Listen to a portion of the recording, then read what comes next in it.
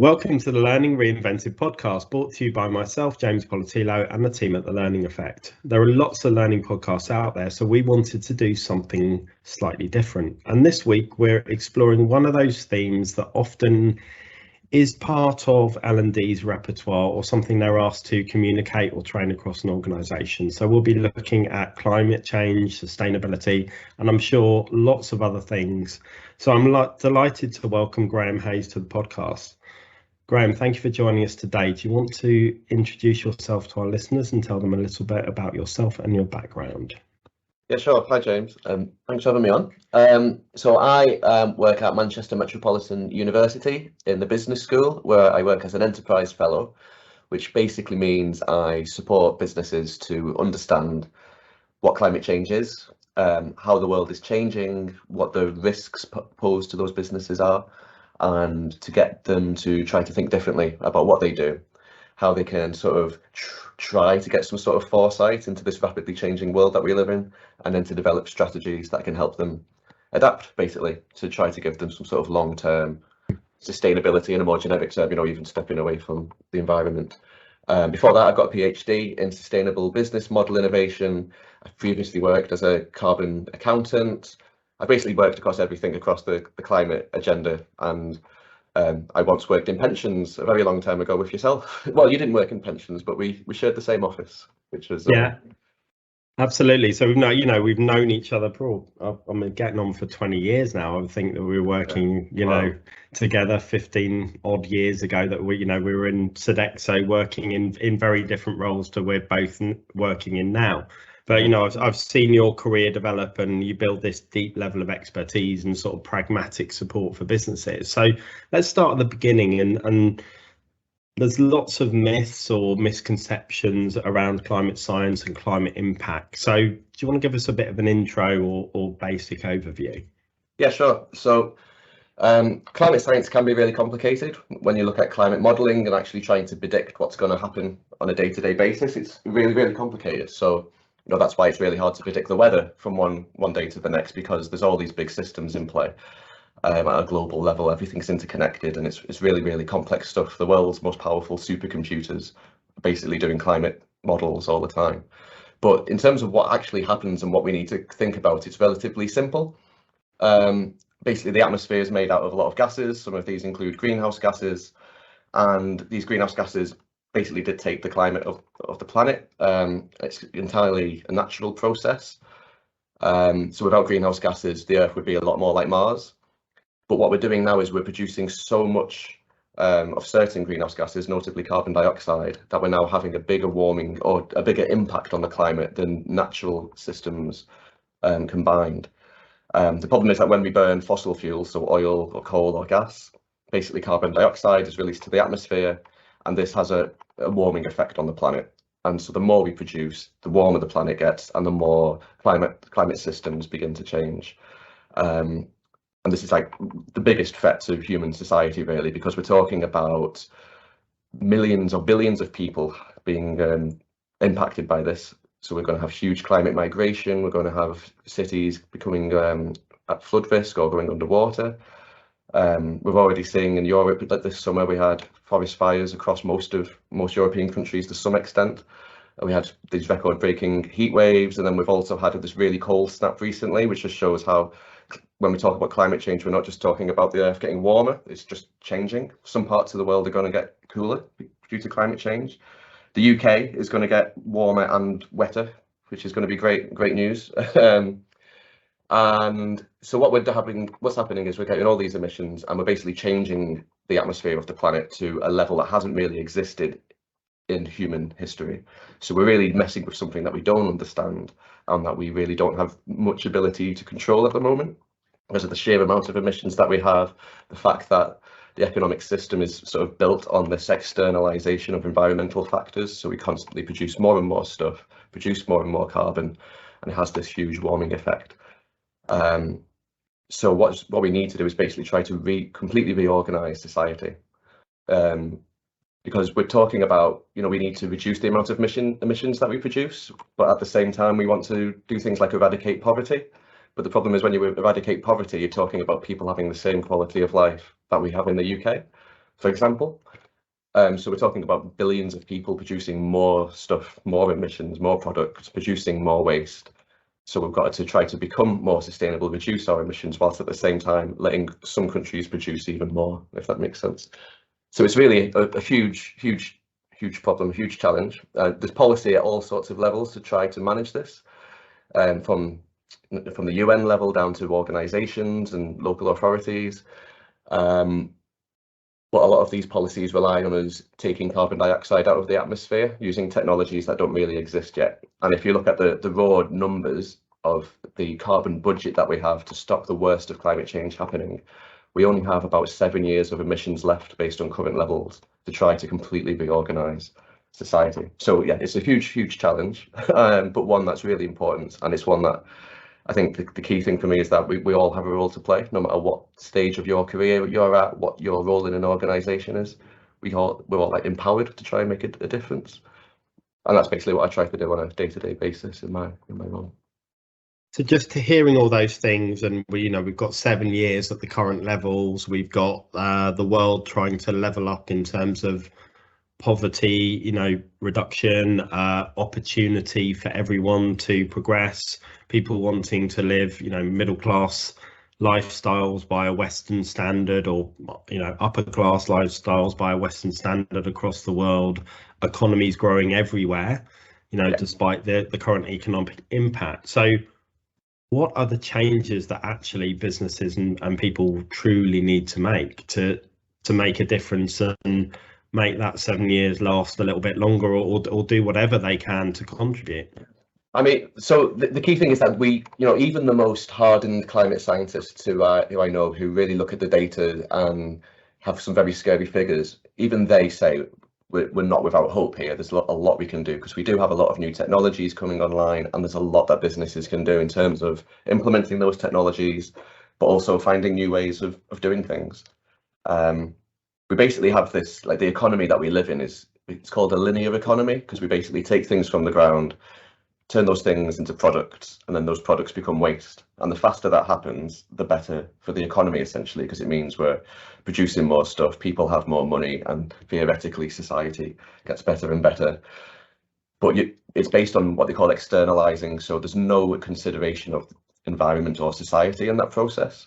So what we need businesses and society, wider society, to start doing is to try to sort of close that loop. So we call it a circular economy. So rather than it being this linear flow where things become waste, close the loop so things get used again, rather than becoming waste. We need to reduce the amount of materials that we're using and the amount of energy that we use when we create products and go about our lives.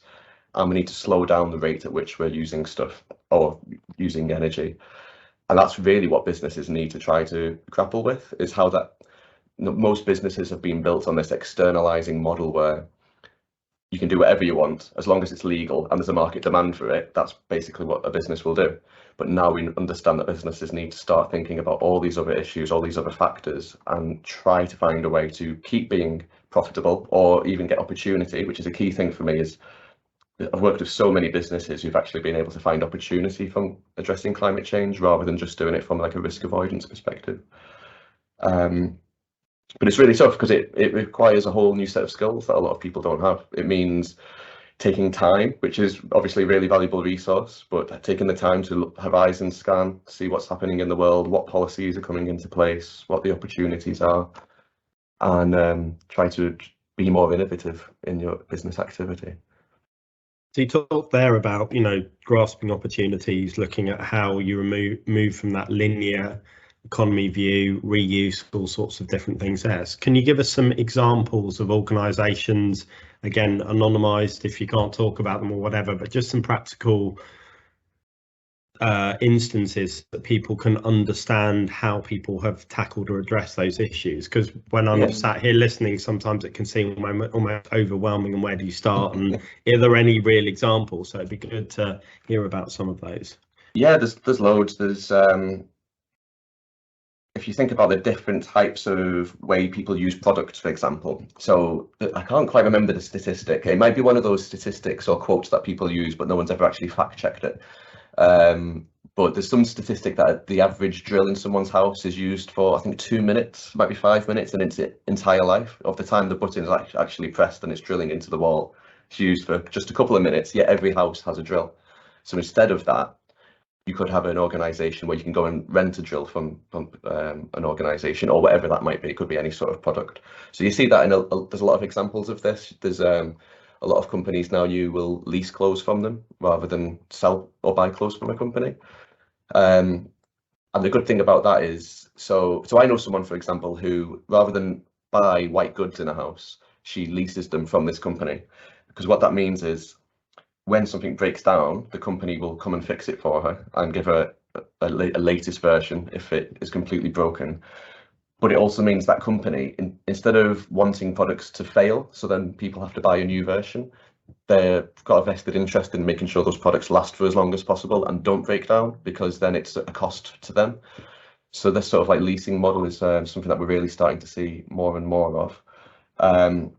General efficiencies is really, really important. There's a company called Interface Carpets. They're sort of one of the big, I don't know if icons is the right word, but one of the big success stories of sustainability, where the executive, Ray Anderson, read a book called The Ecology of Commerce.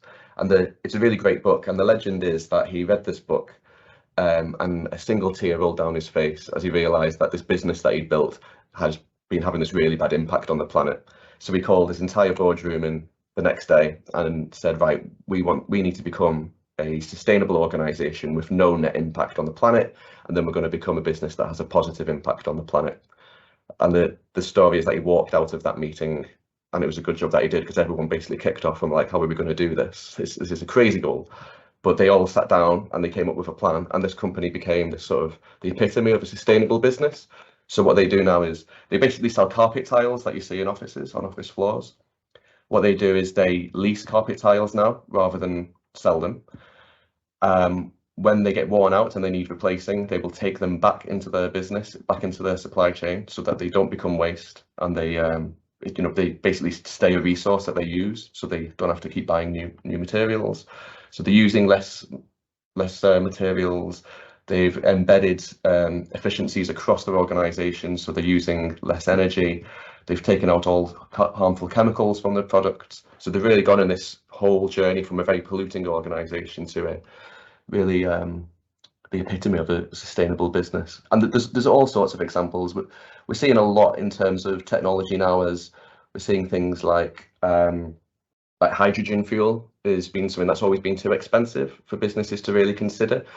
But as the cost of diesel or petrol is going up, red diesel has been banned in the UK recently. Other costs have gone up. So these technologies are coming down in price, whilst at the same time other things are going up. So we're now seeing businesses start to do things like embed renewable technologies in the business, using things like hydrogen fuel or fuel cells. 3D printing is a really good one, because if you have a business that needs something made locally, or just needs something for, say, a factory, you can just print it locally rather than getting it shipped from China or somewhere else around the world. So you can reduce transport emissions through that. It's a hard question to answer, to be honest. There's so many examples out there. I'm struggling to get any more that's popping into my head. But I think it's just having a few of, broadening what people can see, because you might sit here and not be completely engaged with what's going on, or you follow the news and you might see things like carbon offsetting or this or that or the other, and it's working out what are the real things that make a difference, and what are the just will carry on and almost just do something that makes it look like a bit of virtue signaling. So for someone who's actually wanting their business to go from where they are potentially, as in the example of the carpet tile business, having a particularly negative impact by running their business in the way they've traditionally run it, to doing something that really is sustainable and is a change of business model. I think just having those examples helps people to fight that battle, because it's like you said, the chief exec or owner of the business walked out and left this chaos of how the hell are we going to do this, which I think is when people realize that in most businesses, you're impacting huge amounts of existing culture, processes, infrastructure, investment, etc. So it's not an easy change journey. Absolutely. And I think leadership is one of the key things in this, because you see a lot of action start at a lower level in an organization, where people can really drive efficiencies through sustainable processes and just taking leadership on it and accountability. And it can be really good for your personal development, because most businesses are crying out for people to help with this agenda.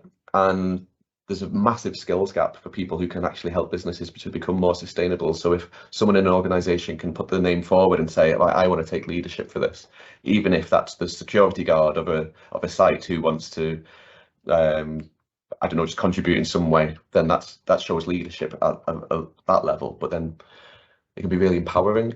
What you really need is leadership at the very top levels, who can guide a business's culture and the direction that they're going in more broadly. We've seen some really good examples actually on the program that I manage and deliver on. We've had some really innovative businesses where the manager or someone at a senior level has gone, actually, we're not just trying to reduce our environmental impact because of policy, because we've been told to. We actually see this as the future of our business. And we've seen some amazing changes with that. So there's a coffee roasting business who have completely decarbonised. They've got an electric vehicle fleet now, and they're currently looking at, they basically use a lot of energy to roast coffee beans, and they're looking at working with a local farm to get farm slurry, to get the gases from that, which they can then burn in an anaerobic digester, which will basically get rid of all of their energy needs as a business. So that's really innovative, because they're trying to create a new technology, implement it in their business, and that could have impacts across the whole of the UK.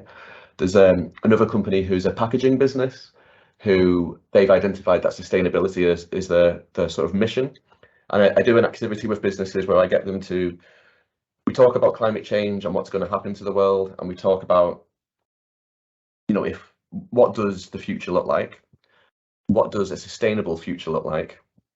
And then if that's the world that we need to have, or that we think we're going to have, then we can get the businesses to start to think, if we're going to not just survive but thrive in that future world, we need to start planning for that world. So what does our business look like in a sustainable future? And then they can start to basically come up with an end goal and a vision or a mission that they can strive towards, and from that they can build actions that can take them there. So this packaging company we worked with, they basically, doing that exercise, they came to the conclusion that in a sustainable future, we need to be a packaging business that has eradicated the need for packaging. So they've identified that the very thing that they do is a problem, but they still want to be a successful packaging business. And they've no idea what that looks like, but they're doing the best to find out. So they've just invested in a recycling facility where the packaging that they sell is largely for fast fashion. And there's 40% of fast fashion products get returned because they don't fit, or people change their mind, or whatever.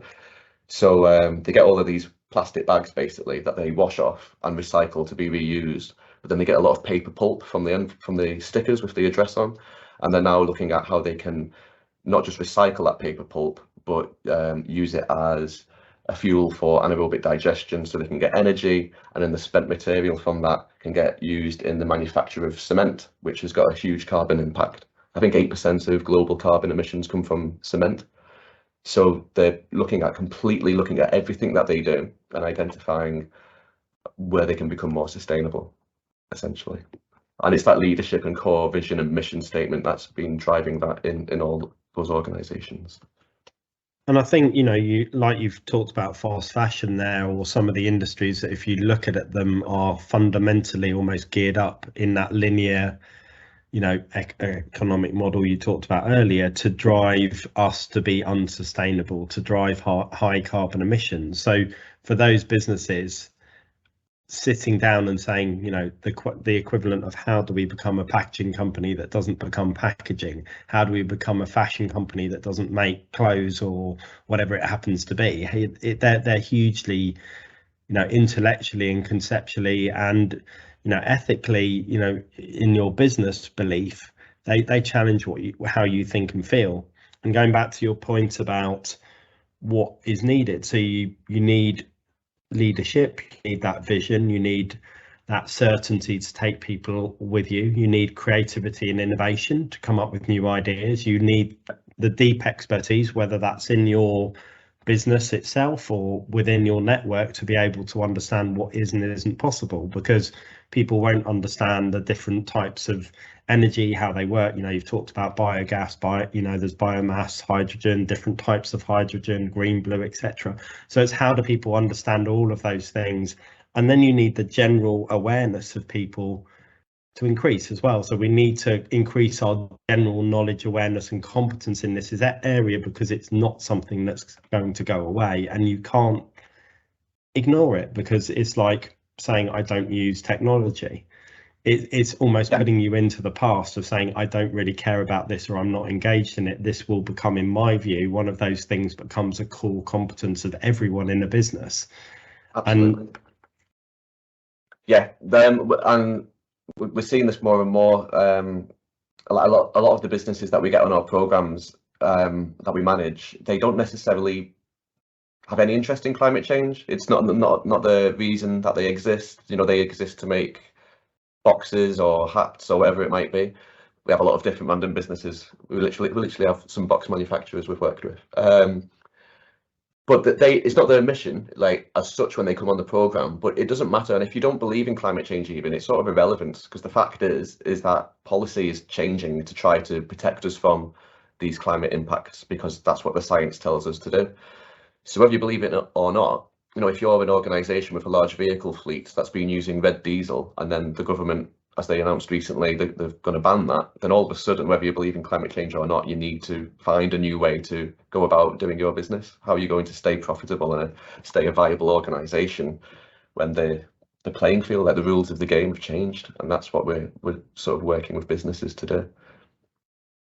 So most of our audience will be people in learning and development roles or people in HR roles who may or may not be interested in climate change, but I'm sure at some point we'll be tasked with implementing the changes that are the impact of policy, or else trying to increase that competence of their business around sustainability or a business change, if that's more vision led, in terms of we are going to embrace this and how we become a successful business in the future. So if you're sat in one of those roles and you're currently not as aware as you could be, where should you start? What would you recommend as advice or things they should be looking at? There's a lot of great resources online, even just down to YouTube videos that are really great explainers. There's a lot of courses you can do on things like Udemy, and is it edX is another one, and FutureLearn. All these sort of online learning platforms are great. There's a lot of stuff on LinkedIn Learning as well that sort of cover the basics. There's a really great program that I've been involved in a lot called Carbon Literacy.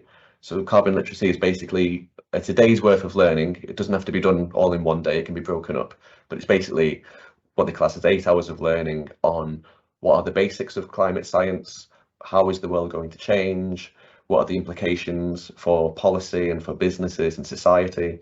And then it concludes with participants have to identify some actions that they can do.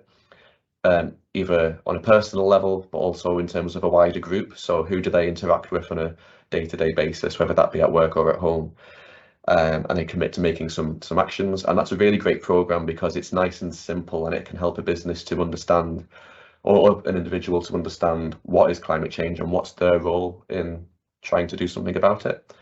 And a business can also become a carbon literate organisation, and you can develop your own programs. So you can develop your own business carbon literacy training program that you can then go and deliver to people in your organisation. So that's a really, really great resource. And what do you see coming up? You're engaged in this on a lot more focused basis than most of the listeners will be. So what do you see coming in the next year, 2 years, whether that's policy, whether that's, change in focus, business, personal things that people can do? What do you see changing over the next couple of years? We're going to see, I think, a huge uptick in the amount of businesses that are really getting on board with this agenda, whether that be due to things like policy that's banning certain fuel types, or policy that includes, so during COP26 in Glasgow the other year, the big climate conference in Glasgow, the government announced that all UK firms will have to start producing net zero action plans or strategies. So that's basically how are you going to strategize towards having no net carbon impact or contribution to the planet. That's a huge demand for all organizations, which means all businesses are going to have to start to come up with these real long-term plans on how they're going to start doing things and implementing it in their business.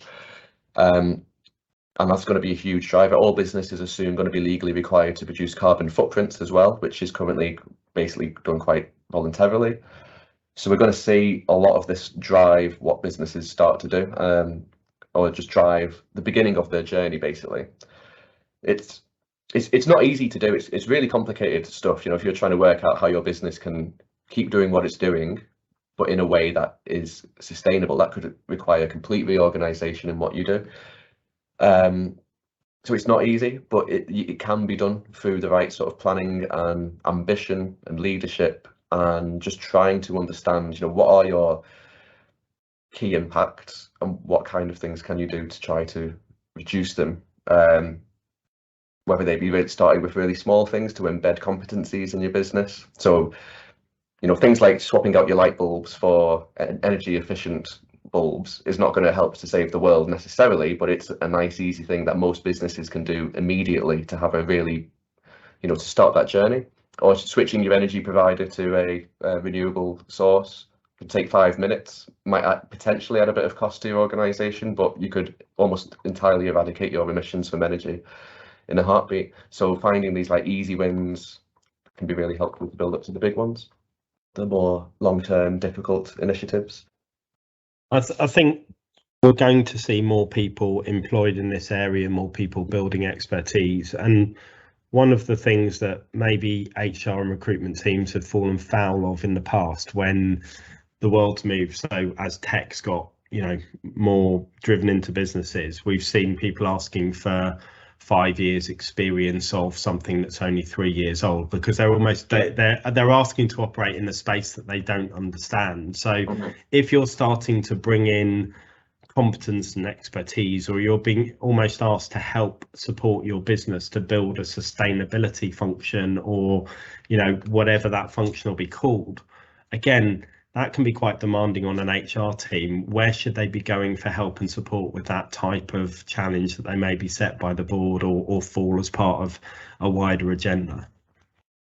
That's a great question. I think looking at your particular sector and seeing what is out there, because typically if there's some sort of industry body or a trade body, or your competitors, if there's a larger business out there, maybe just speaking to them, seeing what support is out there.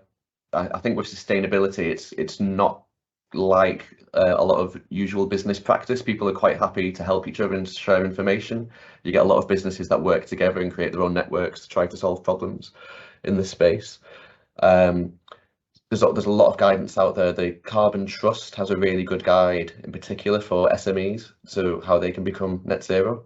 And universities are great as well. I really can't ever talk about how great a resource universities can be. I always say a good university should be able to solve any business or societal problem, theoretically. It's easier said than done, and funding is a problem, but we certainly offer a whole host of different programs at Manchester Met that we basically exist in my team to support businesses with any innovation challenge, really. And we've got a number of sustainability programs, and we're constantly looking for businesses to work with. So I say universities are a great shout to try and find some support. There's a lot of consultancies out there as well who can help start the journey. So they can do an initial carbon account, and then they can give you recommendations on things you can do. Carbon literacy as well, there's a great tool. So if you go into the main carbon literacy website, or just look for local carbon literacy providers, you can find people who can come in and do really good jobs to sort of help you understand how to start that journey and what your end destination is. Fabulous. And there might be listeners who aren't in that business position to be able to have that level of impact, but want to do something personally. So where should they start? I would say it's a really sort of difficult question in a way, because you want to say, like, the logical thing would be to start off by doing a carbon account to find out what your personal emissions are, or what the emissions are of the things you do in your job, and then prioritize them based on that. But it might be that your biggest source of emissions is something that you're going to find really difficult to change. So I always advocate, try to prioritize on what are the things that you think are going to be easiest for you to change first, and whatever they might be. So that might be committing to not becoming vegan, not going for like meat-free Mondays, but just having one less meat meal a day might be a great way to start the journey on reducing your personal carbon emissions. And also, you don't necessarily have to do a carbon footprint. I think logically you should start with that, but they're not easy to do. They can take time. There's a great resource out there, the WWF have a carbon calculator that's really great. You can do it in a couple of minutes and it gives you a personal carbon footprint. But I think generally you can tell what your biggest emissions are likely to be. They're going to be things like travel. And if you basically take a flight over a large distance, you've basically blown your personal carbon budget for a year. Energy in the home and things like this. You can usually get a good idea what your emissions are without having to do a full count. So I think just starting the journey, just find out what you can do, do some Googling and just see what the easy wins are to begin that journey, and then just keep on going. In your organization, I think just talk to people. Your organization might have stuff out there that will, they might not have policies in place already. If not, then you're in a great position to start to create them yourself. And you personally, so when we worked together, you were working in pensions. You've been on this huge journey of discovery, education, etc., etc. Where's next for you on your journey? Oh gosh, well, I don't know. That's a really great question. I'm pondering that on a daily basis at the moment. I'm just really interested in helping businesses, basically. I'm really committed to supporting organizations. The programs that we're running at the moment are really great, and we're looking at extending them for some new funding. What's of a personal interest to me is climate risk and resilience.